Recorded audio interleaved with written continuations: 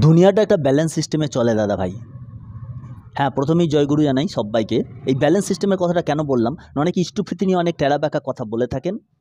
But ইষ্টভৃতির চাইতে অনেক বেশি পয়সা আপনারা বাজেভাবে খরচা করেন, বাজে জায়গায় খরচা করেন। তো এইটাও কিন্তু আপনাদের ওই সামঞ্জস্য, দুনিয়া একটা ব্যালেন্স সিস্টেমে চলে। এই ব্যালেন্স রাখার জায়গার জন্যই কিন্তু আপনারা এভাবেই খরচা করতে বাধ্য হন। কিন্তু ইষ্টভৃতি দিতে গিয়ে আপনাদের যত কষ্ট, যত সমস্যা।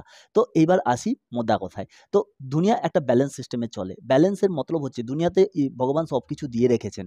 কিন্তু কোথাও থেকে কোথাও যদি আপনি কোনো কিছু নড়চড় করেন, তা ওই জায়গাটা পূরণ করার জন্য আরেকটা কিছু সেখানে রাখতে হয়। তো এই সামঞ্জস্যটা প্রকৃতি কিন্তু অলরেডি করে রেখে দিয়েছে। তো এই জায়গাটা যারা ঈশ্বর বিশ্বাসী মানেন ভালো কথা, যারা মানেন না তাদের জন্য, তারাও কিন্তু একটা জিনিস বিশ্বাস করেন যে দুনিয়া গিভ অ্যান্ড টেক পদ্ধতি চলে। তুমি যদি দাও তবে তুমি পাবে, না দিলে পাবে না। গিভ অ্যান্ড টেক এভরিহোয়ার এই একটাই সিস্টেম দেখতে পাওয়া যায়, সেটা হচ্ছে গিভ অ্যান্ড টেক। তো এই গিভ অ্যান্ড টেক পদ্ধতিটা প্রকৃতিতেও রয়েছে।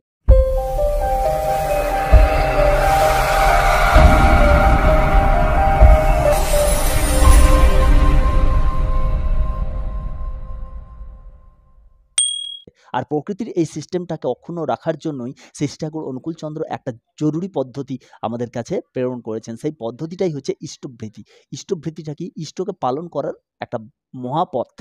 যে পথটা শুধু ইষ্ট নয়, ইষ্টকে আমরা যেটা দান করি তার এই যে দান আমাদের একটা আ মানে আমাদের তৈরি হয়ে যায় আমাদের মধ্যে, যে দান করার একটা রুচি তৈরি হয়ে যায়, দান করার একটা মানসিকতা তৈরি হয়ে যায়। এর জন্য আমাদেরকে বড়, বড় বিপদ থেকে রক্ষা করে। মৃত্যু ভয় আমাদের মধ্যে কেটে যায়। অর্থাৎ যারা নিয়ম মতো এবং যারা আ ভক্তি ভরে প্রতিদিন ইষ্টভৃতি কমসে কম করে, তাও ইষ্টভৃতির মাধ্যমের জন্য, ইষ্টভৃতি বজায় রাখার জন্য তাদের একটা জিনিস খুব ভালোভাবে খেয়াল করে দেখবেন। তারা কিন্তু কখনো হঠাৎ করে তাদের মৃত্যু ঘটবে না, হঠাৎ করে তাদের বিপদ ঘটবে না, হঠাৎ করে কিছু ঘটবে না। তারা কোনো না কোনোভাবে ঠিক উদ্ধার পেয়ে যাবে। যারা নিয়ম মতো বা নিয়ম মাফিক কিন্তু ইষ্টভৃতিকে বজায় রাখে। যত কষ্টই হোক ইষ্টভৃতি কিন্তু তারা করে যায়। তাদের জন্য এটা অবশ্যম্ভাবী ঘটবেই। এই গিভ অ্যান্ড টেক, যারা প্রকৃতিতে গিভ অ্যান্ড টেক মানে না, পালন করে না, তারাও কিন্তু গিভ অ্যান্ড টেকের শিকার। কারণ দুনিয়াতে সর্বত্রই গিভ অ্যান্ড টেক। আপনি দোকানে গিয়ে একটা কোনো জিনিস ক্রয় করতে চাইলে সেই জিনিসের যে মূল্য সেটা আপনাকে দিতে হবে, তবে তো সেই জিনিসটা আপনাকে দেবে। তাই না? তো এই দুনিয়ায় সবকিছু গিভ অ্যান্ড টেক আছে সব্বার সঙ্গে। একটা রিলেশনে বলুন, একটা আ দুনিয়াতে একটা লেনদেনে বলুন, হাঁটাচলায় বলুন, এভরিথিং গিভ অ্যান্ড টেক হয়ে রয়েছে। অর্থাৎ সামঞ্জস্য বজায় আছে প্রকৃতিতে। আপনি যদি কিছু একটা চান পরিবর্তে আপনাকেও কিছু একটা ছাড়তে হবে। তো এইটাই হচ্ছে মোদ্দা কথা। তো এইটার জন্যই ইষ্টভৃতি। তো ইষ্টভৃতি নিয়ে টেরা-বেঁকা কথা বলার কিছু নেই। ইষ্টভৃতি নিয়ে যারা টেরা-বেঁকা কথা বলেন বলতেই পারেন। ব্যবসাদার অমুক-তমুক ব্যবসা পেতেছে। আমরা যদি ইষ্টভৃতি না করি তাহলে আমার ইষ্টকে আমি কিভাবে বাঁচাবো? আমার বাড়িতে আমার বউকে পালন করছি, ছাওয়ালকে পালন করছি, মা-বাবা সংসারে আরো অনেক বুড়ো বয়স্ক দাদু, দিদিমা ইত্যাদি যদি থাকেন। বড় ফ্যামিলিতে থাকেন, ছোট ফ্যামিলিতে, মাইক্রো ফ্যামিলিতে আ বিবি, বাচ্চা ব্যাস হয়ে গেল। কিন্তু কথা হচ্ছে তাদেরকে পালন করতে গেলেও তো আপনার খরচা হয়। সেগুলো সেই যে বৃত্তিটা সেটাও তো পালন করতে হয় আপনাকে। তো আপনি সেগুলো করেন। আর সবচেয়ে বড় ব্যাপার হচ্ছে আজকালকার 98% মানুষ নেশাগ্রস্ত। কিছু না কিছুতে বড় রকমের অ্যাডিক্ট। তো সেই অ্যাডিকশন এর পিছনে কত টাকা ব্যয় হয়। অর্থাৎ আপনার সেগুলো পালন করতে গেলেও আপনাকে প্রচুর পয়সা খরচ করতে হয়। প্রচুর পয়সা। যেটা কিন্তু যথেষ্ট, যেটা বাঁচলে হয়তো আপনার সংসারটা আরো সুন্দর ভালোভাবে লালিত-পালিত হতে পারত, সংসারটা আরো ভালোভাবে চলতে পারত। কিন্তু তার বদলে ওগুলো আপনার নেশার পিছনে খরচা হয়। তো এইগুলোকে কিছুটা বাঁচিয়ে যদি ৳২, ৳৫ ইষ্টভৃতিতে লাগানো যায়, সেটা কি খুব খারাপ? সেটাও তো আপনার জীবনের জন্য, আপনার জীবনকে উন্নত করার জন্য, আপনার জীবন মানকে উন্নত করার জন্য। না, অর্থ নিয়ে পরম পিতার কোনো কাজ হয় না। এই ব্যাপারে আমি একটা সুন্দর গল্প আপনাদের বলি। দেখুন, মহাভারত কে না জানে, মহাভারতের কথা কে না শুনেছেন। কিন্তু ইষ্টভৃতি কেন জরুরি এই জায়গাটা বুঝতে গেলে মহাভারতের এই গল্পটাও কিন্তু প্রসঙ্গক্রমে এসে পড়ে। শ্রীকৃষ্ণ একটা কাণ্ড ঘটিয়েছিলেন। সেই কাণ্ডটা এই ইষ্টভৃতি প্রসঙ্গে খুব জরুরি হয়ে পড়ছে। তো আমি সেই জন্যই এটা উল্লেখ করলাম। দ্রৌপদী যখন বনবাসে ছিলেন, পঞ্চপাণ্ডব সহ দ্রৌপদী যখন বনবাসে ছিলেন, আপনারা জানেন শ্রীকৃষ্ণ দ্রৌপদীর সখা। সেই হিসেবে আ নিত্য তার আনাগোনা ছিল পঞ্চপাণ্ডবদের বনবাসে থাকার সময়ে। তো একবার ষড়যন্ত্র করে হস্তিনাপুর থেকে পাঠিয়ে দেওয়া হয়েছিল হাজারখানিক সন্ন্যাসী সামন্ত নিয়ে এক ক্রুদ্ধ মুনি ঋষিকে, যে কথায় কথায় প্রচণ্ড রাগগ্রস্ত হয়ে যায় এবং অভিসম্পাত করে।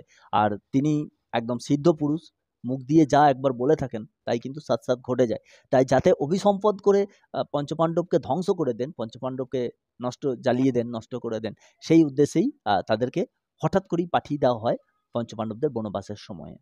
তো পঞ্চপাণ্ডবরা যখন তাদের কাছে পৌঁছায় সেই মুনি ঋষির দল, তারা বুঝে যায় যে কি কাণ্ড ঘটতে চলেছে, কিন্তু করার তো কিছু নেই। এখন একমাত্র উদ্ধারকর্তা তাদের পরামর্শদাতা হচ্ছে সখা শ্রীকৃষ্ণ। তো সেই হিসাবে তারা প্রচণ্ড পরিমাণে সেই সময় ডাকতে থাকে। বিশেষ করে দ্রৌপদী যেহেতু সখা শ্রীকৃষ্ণ ছিল, তো সেহেতু দ্রৌপদীও স্মরণ করতে থাকে। তো এর ফলে কি হয়, তড়িঘড়ি শ্রীকৃষ্ণ সেখানে আসেন বটে, কিন্তু আসার পরেই শ্রীকৃষ্ণ এতটাই বেশি ক্ষুধার্ত হয়ে যান। কিন্তু এর আগে কিছু, কিছু জিনিস ঘটে গেছে। যেমন সেই মুনি ঋষিরা যখন এসেছেন, তারা এসেছেন একদম রাত্তিরের সময়ে। যে সময়ে খাবার-দাবার তাদের কাছে সব শেষ, পঞ্চপাণ্ডবদের কাছে আর কোনো খাবার-দাবার নেই। কারণ বিশেষ করে দ্রৌপদীর খাবার পর আর কিছু অবশিষ্ট থাকতো না। শেষ যে অবশিষ্ট থাকতো সেটা দ্রৌপদী খেত সবার শেষে, এবং তার খাবার পর হাঁড়ি ফাঁকা। তো এমনিতেই তারা ভিক্ষাবৃত্তি করে সেই সময় সংসার চলছে তাদের, কোনো রকমে তাদের ক্ষুণ্ণবৃত্তি হচ্ছে। তো সেই মুহূর্তে তারা সন্ধ্যার সময় এসে হাজির হয়েছে, কোনো খাবার-দাবার নেই। আর রাত্তিরে কোনো ভিক্ষা করারও কোনো জায়গা নেই। বুঝতেই পারছেন কীরকম ষড়যন্ত্র করে তাদেরকে পাঠানো হয়েছে। তারা বুঝতে পেরেছে যে মুহূর্তে আমাদের সর্বনাশ হতে চলেছে। যাই হোক, কী করা যাবে? উপরে তারা ভেঙে পড়লেন না। তারা যুধিষ্ঠির ছিলেন সবচেয়ে বড়। যুধিষ্ঠির বললেন মুনি ঋষিদের যে, আপনারা ঠিক আছে, আপনারা স্নান করে আসুন। এতটা পথ এসেছেন, আপনাদেরও খানিকটা অবসাদগ্রস্ত, মানে এতটা পথ হেঁটে এসেছেন, তো স্নান করলে আবার খানিকটা উজ্জীবিত হবেন। স্নান করে আসুন, আমরা যথারীতি আপনাদের আহার্যের ব্যবস্থা করছি। তো তারপরে মুনি ঋষিরা নদীতে স্নান করতে গেছে। এই অবস্থায় শ্রীকৃষ্ণ দ্রৌপদীর এখানে এসেছেন পঞ্চপাণ্ডবদের কাছে। তো আসার পর শ্রীকৃষ্ণ ছটফট করছে, বলছে, আমি প্রচণ্ড ক্ষুধার্ত, কিছু যদি থাকে আমাকে দাও। দ্রৌপদী পড়লেন মহাপাপড়ে। কারণ দ্রৌপদী খাওয়ার পর তাদের হাঁড়িতে আর কিছু থাকে না। সেটা তো সবাই খুব ভালো করেই জানে। কি পাবে? বলে, আমাদের তো খাওয়া হয়ে গেছে, আর তো কিছু আমাদের কাছে অবশিষ্ট নেই। তো অবশিষ্ট নেই মানে শ্রীকৃষ্ণ তখন প্রেসার করছে, না খুঁজে দেখো, ভালো করে খুঁজে দেখো। কিছু যদি মেলে, যা আছে আমাকে তাই দাও। তো শ্রীকৃষ্ণকে দেওয়ার মতো কিছুই নেই। একটা মানুষকে দিতে গেলে আমরা কি নরমালি কি চিন্তা করতে পারি? কিছু যদি থাকে, একটু গুড় বাতাসা, কোনো কিছুই ঘরে নেই, কি দেবে? এমনিতেই তারা বনবাস জীবনযাপন করছে সেই সময়ে। কিচ্ছু ঘরে নেই, কি দেবে? মহা ফাঁপড়ে পড়লে। তো শ্রীকৃষ্ণ তাকে আবারও বারবার প্রেশার করছে শ্রীকৃষ্ণ। আরে দেখো না ছাই। বলছে, হাঁড়িতে কিছু নেই, খাওয়া হয়ে গেছে। হাঁড়িটা খুঁজে তো দেখো, হাঁড়িটা তো ধুয়ে ফেলোনি হয়তো এখনো। দেখো, যদি কিছু লেগেও থাকে সেইটুকুই এনে দাও। আমার বুক জ্বলে যাচ্ছে, ছটফট করছে শ্রীকৃষ্ণ। তো ভয়ে দ্রৌপদী গিয়ে দেখে, হ্যাঁ, হাঁড়িতে এক কোণা শাকের টুকরো লেগে আছে।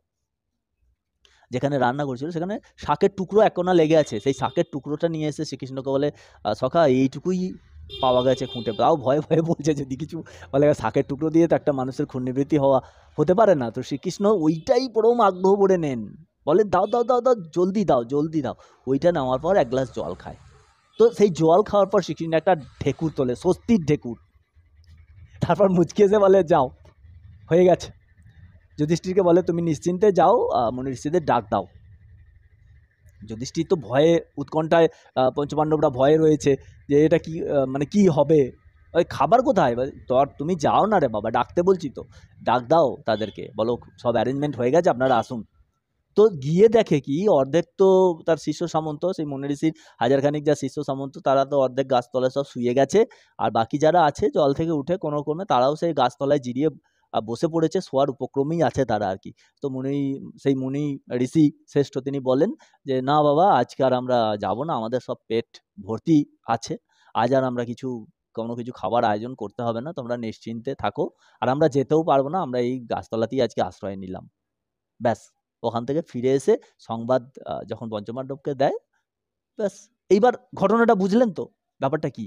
তো এইটা হচ্ছে, ভগবানকে আমরা যদি কিছু দিতে পারি, আমাদের যে দেওয়ার অভ্যাসটা তৈরি করার জন্য, মানুষ সত্যই কি হয় বলুন তো, নিজের জন্য যাই করুক না কেন, যদি অপরকে কিছু দিতে বলেন, মানুষের মনটা কিন্তু প্রথমে একটা গার্ড সিস্টেম করে দেয়। অর্থাৎ না, দেবো না, কাউকে কিছু দেবো না, শুধু নেবো। এইরকম একটা স্বার্থপর বৃত্তি মানুষের মধ্যে আছে, ভগবান সেটা বিলকুল জানেন। তাই দেওয়ার মানসিকতা তৈরি করার জন্যই এই ইষ্টবৃত্তিটাকে তিনি প্রচলন করেছিলেন, যাতে আমরা এই গিভ অ্যান্ড টেক পলিসিটাকে কারেক্ট রাখতে পারি, এবং তার ফলে আমাদেরও পাওয়ার রাস্তাটা তৈরি হয়ে যায়। আশা করি বুঝতে পারলেন আমার ঘটনাটা।